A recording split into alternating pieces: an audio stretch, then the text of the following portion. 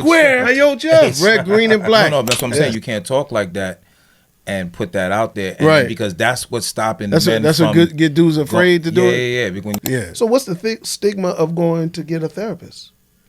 I ain't crazy. And it's not about, you don't want to wait till you crazy. Right. You don't want to wait till you breaking things at the house. It's to prevent that. Am I wrong? We are redefining a lot of things. Right. But if I did it today, I would not be here. That's the point I'm making. You feel me?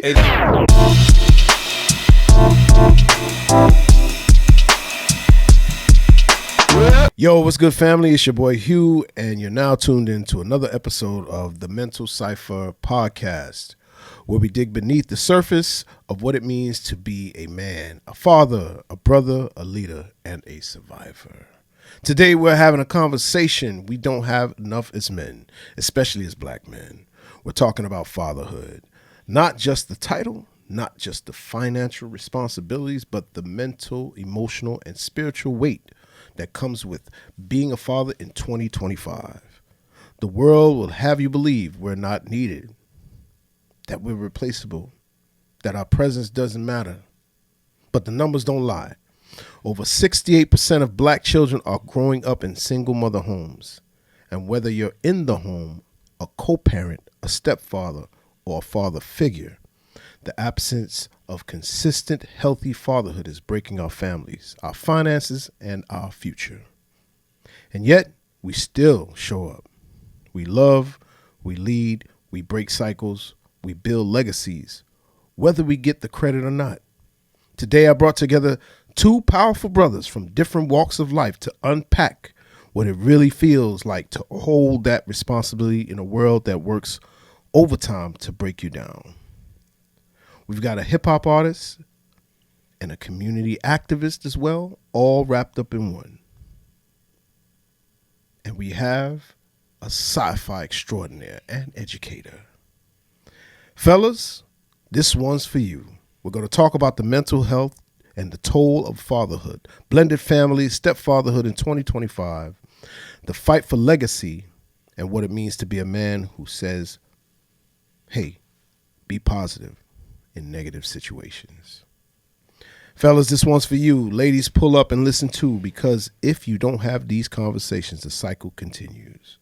Welcome to the Mental Cypher Podcast. Let's get it.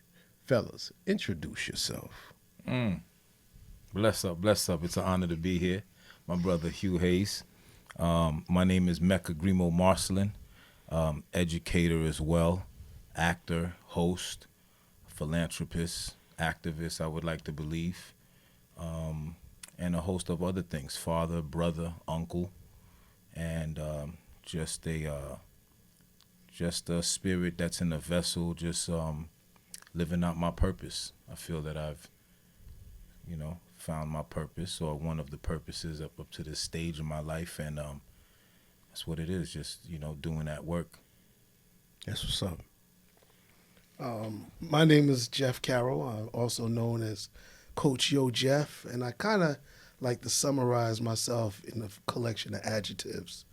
I would say I am a catalyst, I'm a provocateur, I'm an inspirer, and I do that in the form of my writing, my physical presence, and in my instruction as an educator. So those are the ways I like to just summarize myself, because I think it gives you a good idea of how I even go about doing it. I used to call myself a solutionist, and I think I still represent that, right? Because I don't believe in hatred criticism. I believe in constructive criticism. So if you're going to make a criticism, come up with a suggestion, because we're dying from just negative comments. We need to have solutions. So, yeah, I'm a catalyst, provocateur, inspirer, and a solutionist. Jay, this is set up, man. Yeah, man. This ain't no setup, man. What I tell you about having me on set with people that's smarter than me, man. I told you made me look away. Nah, man. My man said he a provocateur. You know what I'm saying? You talking about Hugh? A Tarantula Shore. Yo, this dude You a wordsmith. You a wordsmith over here. How they say I'm it? rocking, man. I'm proud They say it in patois. He's a cougar, a tiger, a every guy. Every guy. Right. That's it. Yo, That's what's up. That's what's up. let's go, my brother. All right. I'm proud of you, my brother. I tried, man. Yeah, I'm trying. You do, Man, Jeff is amazing. Jeff is. That's the crazy, sci-fi, the sci-fi guru Yo. of Miami. Yo, There you go. man. Let's You do know what I it. mean? From here to infinity. So I got an opening question, fellas. Ooh, here it goes. When you first became a father, what was the biggest mental or emotional shift you experienced? Responsibility for other than yourself now. You know, like if you were responsible for yourself and held accountable for your, you know, like for your actions, know that, you know, now you're bringing something into this world that was like brand new to you. I did have a template, you know, I have a father still currently right now. So I was able to see how there are a lot of baby pictures. I think those memoirs are important because when you kind of like look back at them, we were able to like look back growing up. And so now that I'm about to have a child, these pictures were like very accessible. And so I connected with having my own at that time, even though I felt like I wasn't ready financially, but I don't think there's ever that time that you feel that it's ready. It's like whenever, you know, like God's time put that there, then it's, you know, that's God ready right there. And, you know, and so you just got to pick up the pieces and be accountable and responsible, you know, moving forward. And so, the time that I, you know, that I knew that I, you know, that I would be, you know what I'm saying, like having a seed, it was inspiring for me. It just, you know, accountability and responsibility, I think were like, you know, like very important. Yeah. You, Jeff? Well, I'll say this.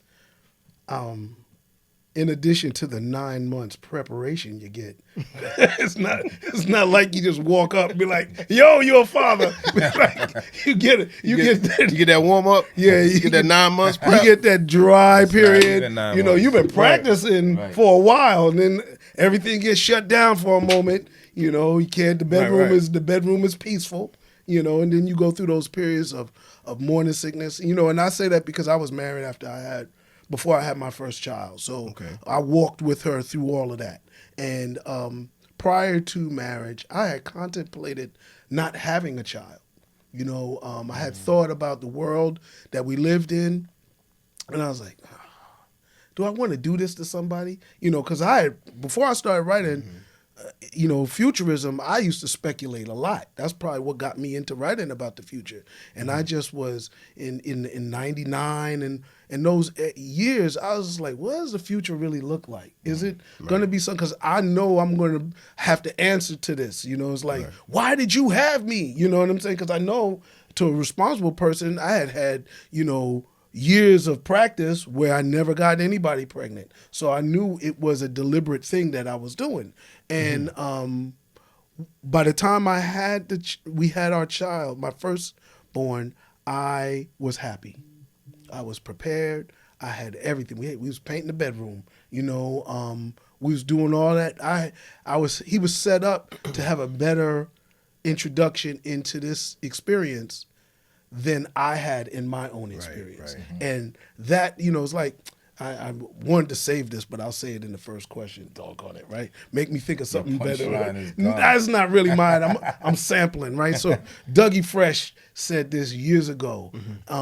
He said, you know, the job of a father is to take you further, you know? And I was able to set my son, or whatever my child would have been, because at the time we didn't know, would be to be further along in whatever status we have in this plane that I was at. So he had his room. He had no drama. He had a mom's and a father that was married. I was like, oh, you good, son? This is all you. This is what you need. You know, that's she's like not right. She's not drinking. We didn't, no arguments. We going to, you know, peacefully to sleep. You know what I'm saying? I'm playing music. You know.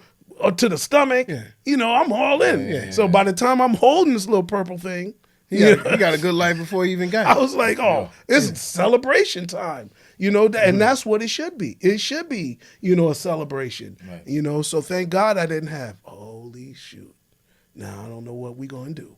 You know, you don't even look like me. I was like, I'm holding mine. I was like, that is me all around. All that is vibration. There's nothing frequency. right. There's nothing I can do any different. So that was how I experienced my firstborn. Beautiful. Perfect.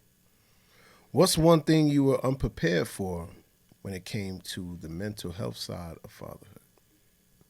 I should go first this week? Yeah, you got it, yeah. Well, Then I get I will say this. to bounce and think off of your answer. Listen, You get to prepare. Yeah. I'll say there's a period in human life that's called adolescence. And middle school is where I first started teaching, and I call that mental school. And my son came out of that in a way that I was not prepared for, and that was to kind of erase my need on this planet. Like, he had absorbed a lot of me, and he was ready to surpass me, you know, and I wasn't ready for that, you know. My mother used to always, and I used to say, why? And she used to say, that's fresh, you know, like, shut me down, and you could never ask why.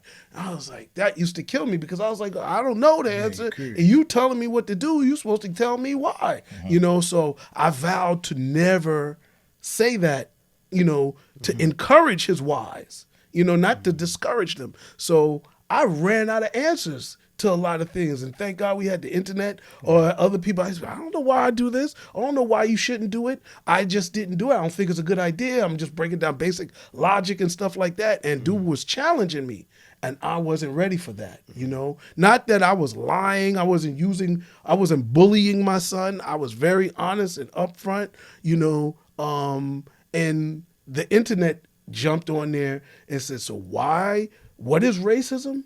So, you know, like, now I was like, why do you like Angel Reese? You know, why do you have a problem with Joker? Yeah. You know, the basketball player, right? All You know, and I was like, maybe because I'm an angry black man. Oh, hey, just leave me alone. Right. I experienced something when I was growing up that I don't know. You know what I'm saying? So I would have to explain those things. And you ask me, it was a part of me that I wasn't prepared to have to explain, because everywhere I'm at, everybody gets it. Right. You know, like Angel Reese, for real, son. Caitlin Clark is bugging. Right. You know what I'm saying? Everybody, we all on the same page. Yeah, it's a common thing. that part, you know, the diapers, the crying, that's me. I'm a born kid. So I had no problem with that. I was diaper changing. I would talk my son out of crying. You know, we was there. That was my little dude. But I had, you know, children in my family that I had babysat before, you know, my son. You know, I had cousins that life be lifing, and I was comfortable. I was like, give me little man. You know, I take him with me, you know. You take the initiative to go ahead and I had no problem. So I've always been a child-friendly person. So that was no problem for me. It was when he became an adult that I was like, wow. You know, it's even like us now. We have some fierce conversations that I have to just say, you know, I love you, right? You know, and just leave it like that. Let's agree to disagree. And revisit it later on. It never gets cursing or name called or anything like that, but it's testing of me. I feel pieces of me being broken. I'm like, this guy must think I'm a racist, you know. But you know, here's the cool thing about parenthood. As I said before in another episode, we have children, but a lot of times we don't realize, man, they teaching us, bro. Yes. They'll be teaching us, and we don't realize until shit come full circle. Like, damn, you know what, my son or my daughter taught me that. Let me switch this up. Well, you know, I have a whole list of things I learned within the past, I say 10 years from Isaiah that is not here no more. Right. That I learned from him, and now it's starting to click. Don't do that. Fatherhood is a journey of learning and teaching. I just want to add one last thing. You brought in that element, like in terms of learning from your children.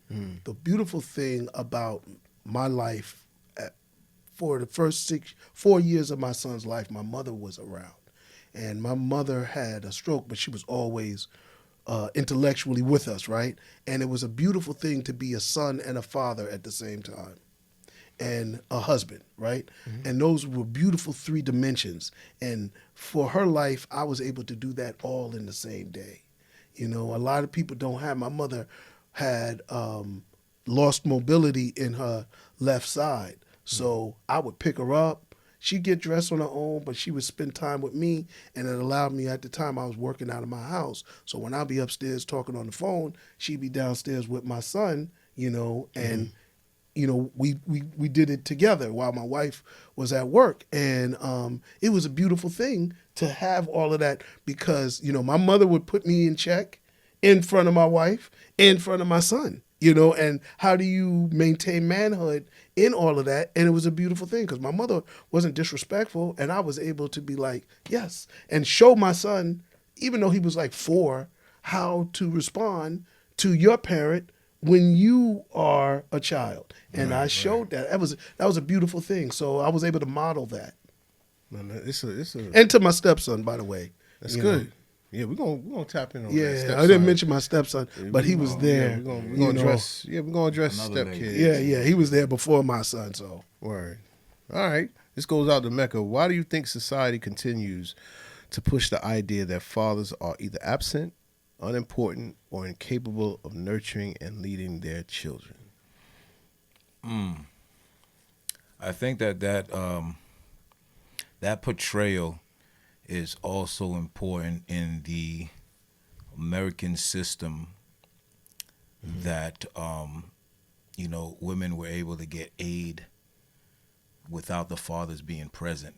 And you know that you have a strong family structure when the fathers are present within the household.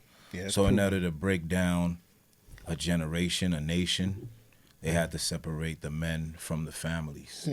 And so there were different systems that did that. The welfare system is the most popular that has done that and made families believe that the men couldn't be in the homes to discipline their children or present in those in the family structures. And I think that those tumors just kind of grew into different branches, and just, you know how like stuff just spreads around. But the basis of that, I believe that you know, the family structure is a strong structure when you have both the male. I mean, I truly believe it was intended, all of our purposes and our assets and our skill sets, you know, by nature, you know, is that perfect bond. You know, I don't think that we were just made to, you know, procreate and not be present in the evolution or the upbringing in that same. We were made there to teach also, so that now they could survive the same way that you've survived up to this point. And it's now it is a revolving door. We learn from every generation that comes about. Like, I know that I taught my parents just through my ways and actions and things that I was bringing home, hearing the new music that hip hop was teaching me and stuff like that, bringing it back home. Like, yo, KRS said, be careful, don't eat meat. You know, and she's like, what are you talking about? Like, you know what I'm saying? Japanese, what are you talking about? Yeah, we're gonna, like, yo, when Dixie's gonna be our friend until, like, you know what I mean? Like, but mom, nah. Like, and then, like, yo, years later, this stuff, because of social media, is out Comes there. out. But you know, getting back to, you know, that portrayal of us is to break down, you know, certain families or generations, and yeah, that's what I truly believe. You know what I mean? Because I believe there's a system in place that is steady at work. The devil's a lie. You know what I mean? Yeah. And he's steady working. And that portrayal can only be the devil's work, because when you have a family structure together, we're the most powerful. That is absolutely true. Like I said earlier, 68% of young black children are born out of marriage. What's the percentage? It's 68%. Out of wedlock. Out of wedlock, correct. 68. So that's a huge number. I looked at the number. It was actually less 20 years ago. So that means it's on the incline.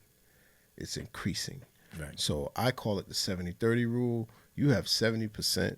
Why? Because I took math in junior high and high school. You rounded off. I rounded off, bro. So there's some stuff in math. Bro, it's 70%. Right, Okay. it's 70%. I didn't want to just say no 67. Right. As long as it's 65, it's on Let's 70. go. Let's round You off. got 70% of black kids being born man, raised in homes without the presence of a father figure. That's a scary number. That means only 30% are going to do that. And guess what? That home may not be functional. It still may be dysfunctional. So what does that say? And it's not because we're in a wartime period. Right. So it used to be that you had a lot of Father go to the military, right? Because fathers will go off to the war and not come back. So we don't have that factor. There's always an incarceration factor, but these nowadays are independent women, dysfunctional dating, unplanned parenting. The hip hop piece, Mecca, you're a hip hop artist, one of the dopest MCs I ever known. No, this dude, man.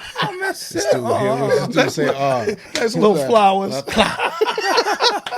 But one of the dopest MCs I've known, in my opinion, so much so, shameless plug, Mecca was a part of this phenomenal hip hop band called Affiliated Soul Team, with two MCs will rock the mic, and a soul singer and a bass player and a crazy gorilla style drummer and a guitarist named Jazzo the Mechanism. Yo, it was ill. Wow. It was sick. So let me go back to the podcast because man, that's a whole nother podcast. That's a whole nother podcast. I'm gonna get that's gonna be live. Yeah. We talking about as a hip hop artist. Mm-hmm.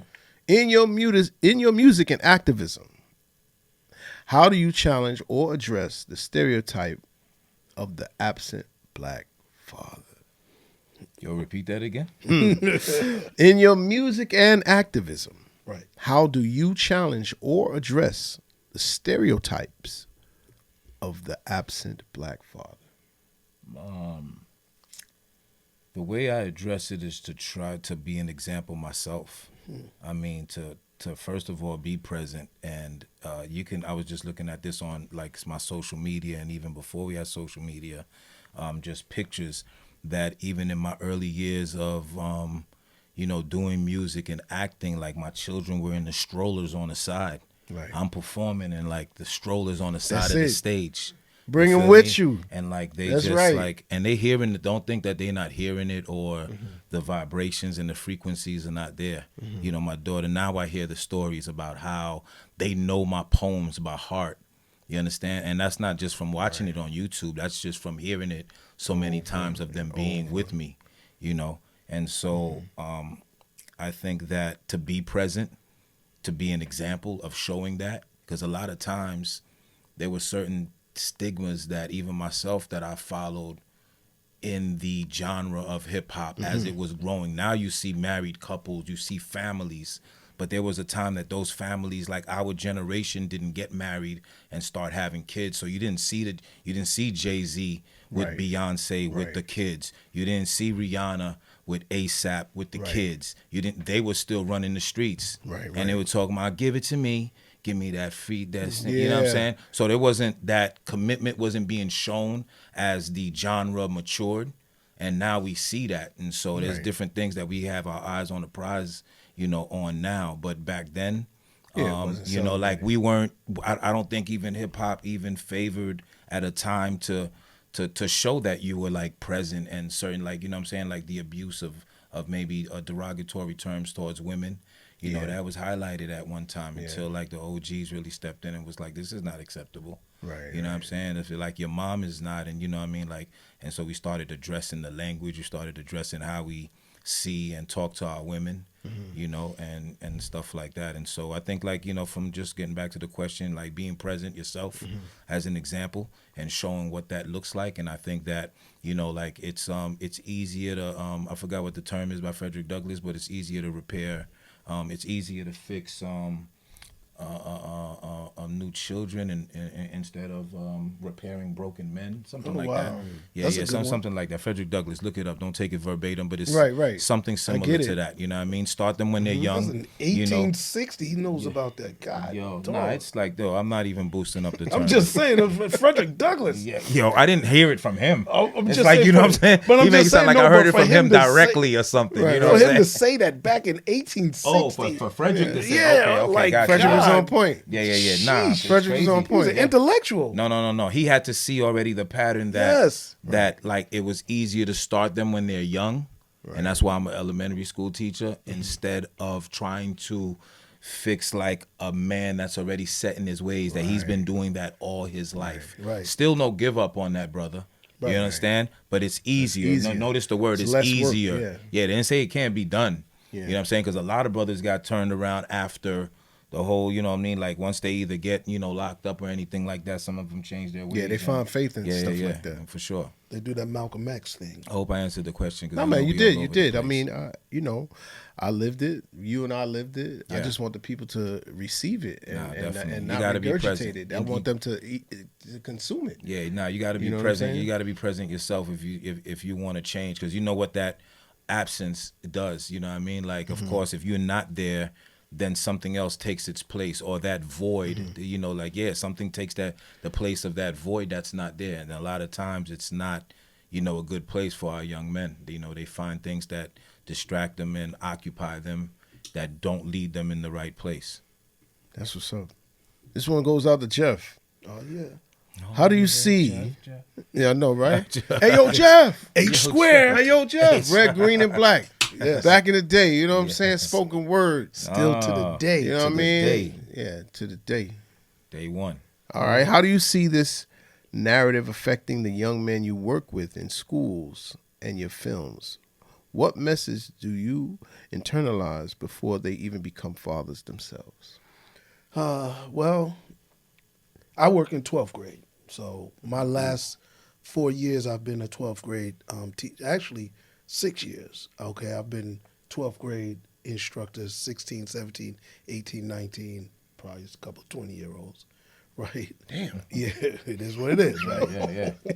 All right. It was COVID. Okay, let's give them a pass. Okay. Some of them didn't go to school during COVID, so they was Right, making right, it up. right. They coming All back, right? okay. Anything you can do to graduate, let's go. Let's do it. All right. So I think, as you said, modeling. It's not like me bringing my son to school, but I'm very open as a teacher, right? So even as a person, I realize that I don't have anything to hide, and there's nothing benefiting me from keeping my life private. And I have been an open book since high school and college, and I found that transparency is my superpower because I have nothing to hide, and that keeps me from creating things to hide. So that level of, oh, that's how Mr. Carroll is. Right. That they can say that, and understand what that means. And then the other thing is when we are talking about stuff, I teach English. So if we're reading Shakespeare, right, and I have Hamlet, and the story is the king killed his brother who was king before and married the brother's wife. Right. So now Hamlet has his uncle married to his mother. Right. That killed his daddy. Right. If I don't call that ratchet, right? It's ghetto. Right. But that's not in the that's not in the book. Not the Right. knowledge. You got to title it and let them know what that's the real not is. going to be on the test. Yeah. But that's going to build a real world connection. Because if that was to happen in West In modern Park, times, right? right. If that was to happen in Hollandale, we would be like, yo, that's crazy. Right? If our king, we don't want to call him a king, Right. let's just say Our county commissioner. our head orange man in Oh, charge. that dude. Right. If Okay. if he was to do something like that, it would set us crazy because He does, though. Right. He's close to doing it. Yeah. Right. So So y'all know he ain't do it already. but sometimes it's called a spade. You know what I'm I'm saying? so No, we got to keep that I'm done right now. that That's truth, what it's fact How y'all stuff know? in.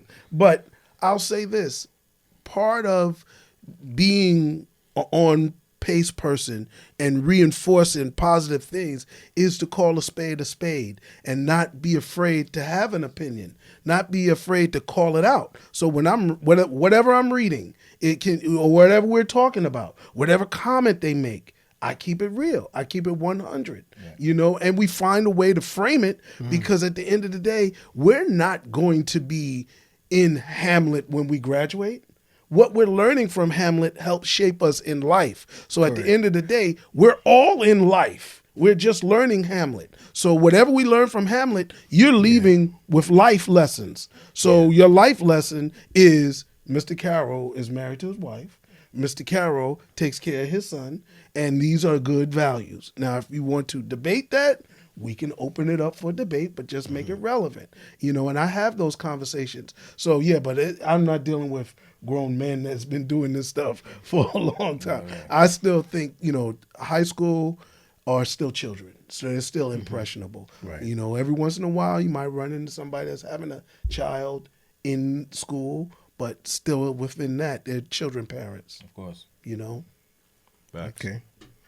Group question. You said group? Yeah. As fellas. You know what I'm saying? It's dope. That's it. You know what I mean? Group situation. What toll does fatherhood take on your mental health when you feel unseen, unsupported, or when society expects you to just handle it without any complaints? I think once you feel unappreciated, period. I mean, that's what it sounds like to me. If you feel, I don't do things for the trophy or the best dad in the world type situation. Yeah. I just know what got to be done. And again, I had a great template. My father was always around. He was present. And so I can't even imagine what it would be like without him around to show, even till today, still there. So he was a machinist. So now when it comes to things with hardware, there's still things that he teaches me that I did. I'm like, damn, you know what I mean? You still learning. Yeah, still learning from him. Damn. And so, but the basics of even just me being the man that I am is just so underrated, And so again, I can't imagine what it would be like without him. But I think I went so far on. No, man, elaborate because it's deep. It's a deep question. I got an answer to that. It's very to deep. Piggyback on that. So I kind of look at legacies like I look at use the civilizations as an example, right? Mm-hmm. Why do we know so much about the Egyptians? They were fortunately built their city in what became a desert, and it preserved it. But we don't know as much about the indigenous Americans because they built their civilizations organically. And what happened after they died off, their civilization and buildings got absorbed right back into the earth. Mm-hmm. So does that mean that they weren't great? Did that mean they didn't have things? And we're now piecing together the things that we're finding from them. But for me, my father never said, "Ha ha, you got that from me." Mm-hmm. He didn't name me Junior, right? So he never, copywrote anything that he did because it probably wasn't in his model either. He probably took it from his father, and his father took it from his father. So how much is us in any of that? So for me, I look at my son, and there's things I do own and say, "Oh, come on, son, you get that sense of humor, for me," or whatever it is. But I don't own that. So when it talks about invisible, it's part of my goal to be invisible, to be seamless, to not have him say, "Oh, I got that from my father." Who cares? The most important part is you got it. But that's not what you're saying, right? No, what I'm doing. Okay, so I'm basically asking, what does it do to your mental health when you don't are unseen? Seem appreciated. Right. Yeah, well, you have to. So here's the thing. So how I see that, right? You have to have something to be appreciated to not feel appreciated secondary, right? So yes, I want him to say thank you and please, right? But if I'm doing my job, I don't need I'm not big on, what'd you get me for Father's Day? Or, things like that. So I'm seamless from the onset. Right. You know what I'm saying? However, I don't appreciate disrespect, right? Right. You ain't do nothing for me, right? Whoa, where'd that come from? Yeah. You know what I'm saying? I didn't ask you to, you don't have to say thank you for these socks, thank you for these underwear, thank you for the central air. Yeah. You have to say that every day. That's a given. Right. But you also can't walk around saying, I don't have to listen to you. You ain't do nothing for me. Now I have to start marking my stuff in the refrigerator. And nobody really has to say anything anyway. You know what I mean? It's not looking for the thank you, if I understand the question correctly. It's just the feel appreciated could be, like just how somebody is with you. You know what I mean? Like that appreciation is not just has to be like a verbal thank you, or it's, this is like you say, it's a journey. It's like, what I mean? It's something that just kind of. Okay, let me ask you a question then. I'm in the question. As a person that is now the age of their father, right? When you were able to talk to your father, when did you let that person know that they were appreciated? I think by following some of the rules that. But what age? What age? What age was that? Oh man, I mean there were different stages and right, there were moments to that. I would say. Maybe around 18, 21. I mean, before that, I think it was more respect. Right. It was displayed different. Right. So that's why I'm saying this, because you're not out. My son just got out of the nest. Right. He can't value much of what I gave him yet. Exactly. Now he's going off into the world, and I'm waiting. This was that Chris Brown song, Residuals. Right. Oh, I'm waiting for those. Oh. I'm like, now I'm waiting in the cut. Like, no. I've been invisible. We was in the nest. We was in the nest. Okay. But now when he goes off to life, he's like, now I can see the value, because you need to compare me to your friends' fathers. Right. You need to compare me to the other men that you're going to encounter. Right. You're going to need to compare my anger management to the anger management that you see other people have. Then you'll be able to this kid was flipping out. Now I see why you don't flip out, and I don't flip out because I got it from you. Yeah. You know what I'm saying? Takes a while. And this is not just for sons. This is just could be for children. This is just for children. Kids, No, okay, but I'm just saying. But I know that the question wasn't just geared for children, or it was just geared for just like like the wife, too, or the family of more so as a dad, because we're talking about fathers. This segment is going to be for Father's Day. Right. That husband for Father's Day. But I'm talking about not being appreciated as a dad by the wife or the mother-in-law or the children that plays or a role into the your family or the mailman or like whatever it is. It can overlap. Now, hopefully you get fatherly appreciation from your wife, right? Or your baby mother, right? But if you don't, that can be a problem. Right? Yeah, that's the problem. That's why I'm bringing it up. Right, that can be the problem. So there is a piece of unappreciative energy that can happen daily. There was I'm trying to we so podcast present, right? There was a podcast, I'm trying to remember who it was. I think I can't remember. It wasn't Deion Sanders. It was like, the mother was getting custody. And he was like, yo, you're getting them now. And when I get my children back, I have to deprogram them from everything that you programmed them about me, and I have to hope that it works. And that's in a toxic environment that you have to do that. But sometimes you're not only not visible, you're a negative. And what's that thing, that comment that they always accompany? You just like your father. It could be a girl, it could be a daughter or a son. That doesn't mean anything good. It's not like, oh, you got A's. You just like your father. It's always accompanied something negative. It's rarely used as a positive. As a negative. Right. It's a backhanded compliment. Yeah, I heard it growing up. It can do something to the kid psyche. Yes. For sure. Create all those vicious can be generational curses and trauma, because you hear something all the time and you don't see that. Right. And all of a sudden you start seeing it. It's like somebody telling you, we're taught this is green and this is purple. Right.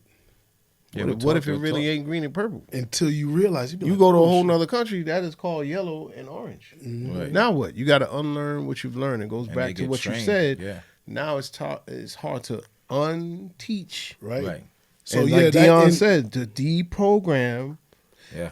And now you got to teach your kids discipline, respect, your own approach to all of those things. You know what I mean? Now they're wild out. So anyway, that's what I was thinking. Yeah, man. How can we as black men create better support systems for fathers to prioritize their mental health and not just their financial obligations? It's a deep question because we are taught to provide, right? That's what we do as men. It's embedded in us. Any good man, it's embedded in him to want to provide for his family. Period. Right? Except, Wife and children. Them little pretty boys that had girls treat you your whole life. I'm sorry. I don't know nothing about that. Yeah, but you know what there is? There are some little users, right? Right. You know, there's male gold diggers. We got to accept that it was like that from day one. But go back to another podcast. So I saw the Ryan Clark, Michael Beasley episode. I think I sent that to you. Mm-hmm. Michael Beasley was talking about how he doesn't have any friends right now. Mm-hmm. He's only plays basketball and goes to sleep. He barely sees his children a little bit here and there, and that's problematic for him, right? And he started tearing up, right, on their podcast. And he was like, excuse me, I didn't really want to go there. And they stopped him.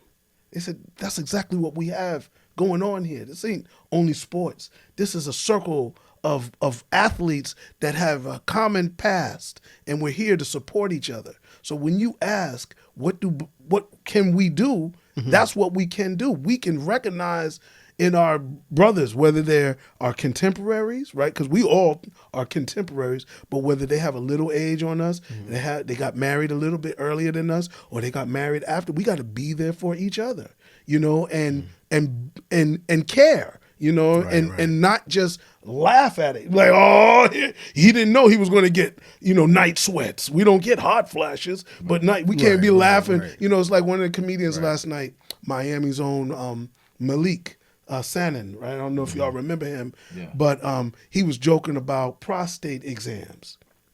Mm-hmm. Well, that's a real thing that we have to encourage other men to get. When you start hitting that 40, 45, okay, bro, when you going to get your you know, and it may be something, pause, you know, you don't want to talk about, right? But we have to dare to go there because that's our physical health. But our mental health is also important. You see a brother struggling, you know what I'm saying?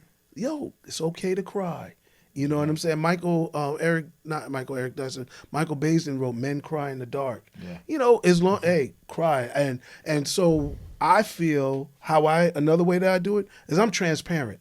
Mm-hmm. You know, it's like you asked me, I had to go to therapy. I ain't got no problem with it. I'd be like, and this is my name of my therapist. I went through my health insurance. Yeah. I model that, not just for men, but for women too. I model that. Hey, go for it. And then we'll talk about it because some people don't want to go. Right. So sometimes, and you're a good example of that, Mecca. I'm pretty sure. I don't want to go? No. Oh, okay. You're a good example of knowing what you do. Right. Some people do stuff and they can't even explain why they do it. But then there's other people that know exactly why they do it, and they can explain to you why it's important. And that's another level of awareness. Like I went for therapy, but when I first went, I couldn't explain why did I go? I mean, what was I getting from it? Now I can explain identifying my triggers. I can explain building things and putting them in your toolbox. Because specifically with therapy, there's nothing tangible that you get from it. And so people would be like, that lady didn't help me. I still don't know who my father was. Right. You know, I'd be like, they were never going to tell you who your father was. But what they were going to tell you was how to not know who your father was and still eat and get a good night's sleep and still be able to function with whatever that is that triggers you. You don't have a breakdown and crash your car. Right. That's a good point. It's not tangible. We live in a society where AI is rampant. A lot of things are not tangible, but they're helpful. Piggybacking off of the prostate exam, Mecca, you share with the band and everyone on social media. Rest in peace, Kango Kid, who passed away from prostate cancer. Yeah, and I have to say, you didn't know because, you know, everybody living life, man. Life be life and everybody busy. Jazzle the Mechanism, my band brother, he recently had some tests done, and he encouraged everybody in the chat, because we have a band chat, to go and get their damn tests. And I just recently finished getting my tests. Oh, word, you got it done. Yeah, fam. Yeah. Not this morning, though. No pause. I would not be sitting here smiling, He's brother. sliding in the seat. I would be very balled up in the crib I was like, about to say, oh no, you must got an I've been extra violated. cushion in your chair. I'm telling you. No, but let me tell you, you stop that too. See, the stigma that we talking about is starts with what you just said. Fam, not that you've been violated. You gotta listen. You gotta do it though. No, that's what I'm saying. You can't talk like that and put that out there, right? Because that's what's stopping that's men that's from what get dudes afraid to do it. Yeah. Because when you start talking like, nah, this thing was very necessary. It wasn't like you was. You was just talking about today though. If I did it today, I would not be here. That's the point I'm making. You feel me?